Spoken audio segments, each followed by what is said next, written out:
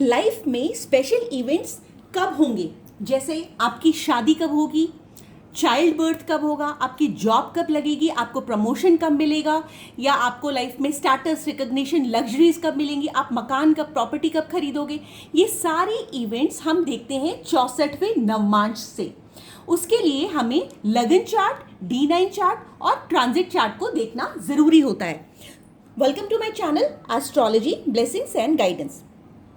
इस कंडीशन में जब भी हमारे को अपनी लाइफ में कोई इंपॉर्टेंट इवेंट देखना होता है तो सबसे पहले हम लोग D9 चार्ट देखते हैं।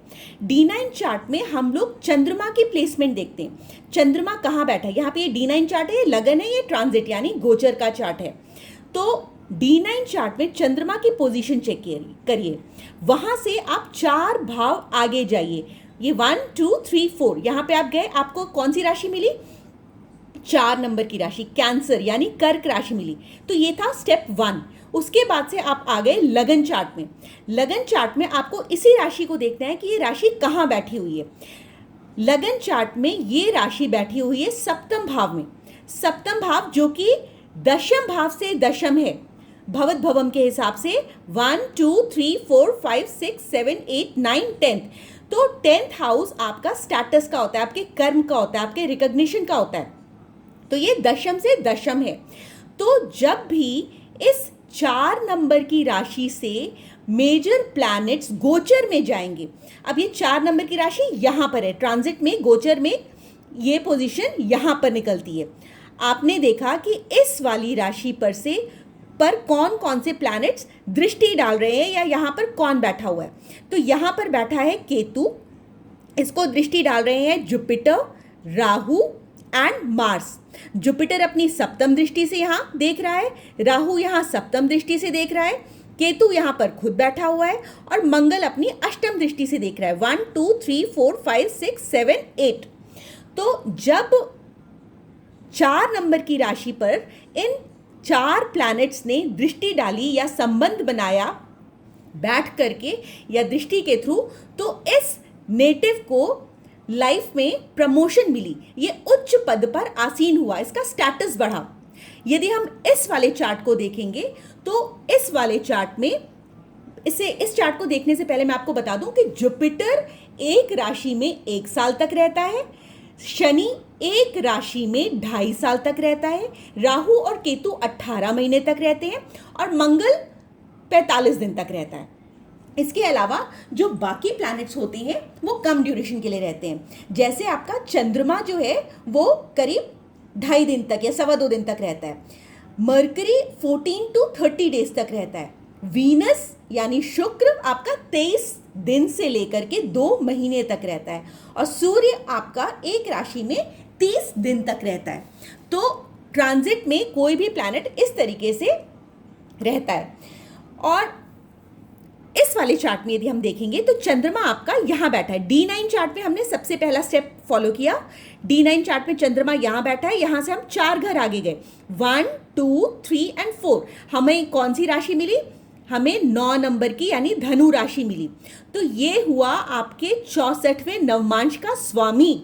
और यहाँ पे जो ग्रह बैठा हुआ है सूर्य ग्रह, ये हुआ आपके 64वें नवमांश में बैठा हुआ ग्रह। अब इस राशि को आप लगन में देखिए, लगन में ये राशि यहाँ पर आ गई। इस राशि पर कौन से प्लैनेट्स ने ट्रांजिट किया, तो हम ट्रांजिट चार्ट पे जाते हैं। ट्रांजिट चार्ट में ये राशि यहाँ पर है। जब इस राशि में जुपिटर आया, केतु आया, तो उसने 3rd हाउस को देखा अपनी 7वीं दृष्टि से, 1 2 3 4 5 6 7। और जब जुपिटर और केतु ने इस वाली राशि को यहाँ पे ट्रांजिट से गए, दृष्टि डाली और राहु यहाँ पर खुद बैठा हुआ था, तो इस नेटिव को यहाँ पर रिटायरमेंट मिली और रिटायरमेंट के समय बहुत सारा पैसा मिला, धन लाभ मिला। तो इस प्रकार से हम इसको पढ़ सकते हैं। मंगल ने भी यहाँ पर अष्टम दृष्टि से देखा था। तो जब भी हमारे को अपनी लाइफ में कोई मेजर इंपॉर्टेंट इवेंट्स देखने होते हैं तो हम उस प्लैनेट से रिलेटेड कारक तत्वों को समझते हैं। जैसे सूर्य किसका कारक है, सूर्य कारक है फादर का, आपकी रिस्पेक्ट का, नेम फेम का, स्टेटस का, आपकी उम्र का, आपकी हेल्थ का, प्रमोशन का। चंद्रमा किसका कारक है? मेंटल हेल्थ का, मदर का, मन का, विचार का। आपका मंगल से आप क्या देखते हो? आप प्रॉपर्टी देखते हो, जमीन देखते हो, अपने भाई को देखते हो। वीनस से आप अपनी स्त्री को देखते हो, आपकी प्रेमिका को देखते हो। जुपिटर आपकी नर संतान के बारे में बताता है, आपके हस्बैंड के बारे में बताता है। शनि आपके कर्म को बताता है, मेहनत को बताता है, रोग को बताता है, शोक को बताता है, जबकि बुध आपके बिजनेस को बताता है। तो हर प्लैनेट कुछ ना कुछ कारक तत्व लिए हुए बैठा हुआ है। तो जब भी आपको कभी अपनी प्रमोशन के बारे में देखना होगा तो सबसे पहले आप देखोगे कि सूर्य यहाँ पे D9 चार्ट में कहाँ बैठा है। तो सूर्य यहाँ पे बैठा हुआ है, तो यहाँ से 4 भाव आगे बढ़िए, 1 2 3 4। आपको क्या मिला? 12 नंबर की राशि। 12 नंबर की राशि यहाँ पे कहाँ बैठी है? यहाँ पर बैठी हुई है। अब 12 नंबर की राशि पर जब भी 12 नंबर की राशि यहाँ पर कब है? जब इस वाले भाव पर या तो जुपिटर, राहु, सैटर्न, केतु और मंगल की दृष्टि पड़ जाए तो इस भाव से रिलेटेड 12 नंबर के जो भाव है इससे रिलेटेड आपकी लाइफ में आपको मेजर इंपॉर्टेंट इवेंट्स फेस करने होंगे। हो सकता है आपको नेम फेम रिकॉग्निशन से रिलेटेड कोई चीज़ मिले, या फिर आपके फादर के साथ कुछ होनी अनहोनी हो सकती है, या उस प्रकार से कुछ भी आप देख सकते हैं। यदि आप इस वाले भाव में देखेंगे, यदि आपको अपनी प्रेमिका के बारे में देखना है तो आप सबसे पहले D9 चार्ट में जाइए। यहाँ पे वीनस बैठा है, यहाँ से 4 घर आगे बैठिए, 1 2 3 4। वीनस से 4 घर आगे हुआ 10 नंबर की राशि। 10 नंबर की राशि कहाँ बैठी हुई है? यहाँ पर बैठी हुई है। जब भी ट्रांजिट में 10 नंबर की राशि पर से इंपॉर्टेंट प्लैनेट्स या बड़े गोचर वाले प्लैनेट्स गोचर करेंगे, जाएंगे, यहाँ से गो थ्रू करेंगे, तो आपकी लाइफ में important events related to marriage होगा।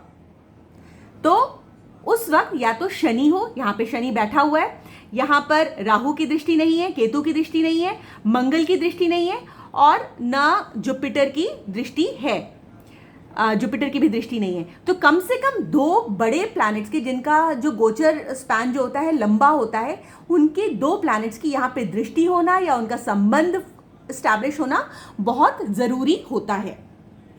तो ये थी छोटी सी जानकारी आपको आपकी लाइफ में होने वाले इंपॉर्टेंट इवेंट्स के बारे में बताने की। यदि आपको मेरी ये वीडियो पसंद आई हो तो please like, share and subscribe करिएगा। And for consultation please call on my number 831-830-7747। Thank you so much for watching.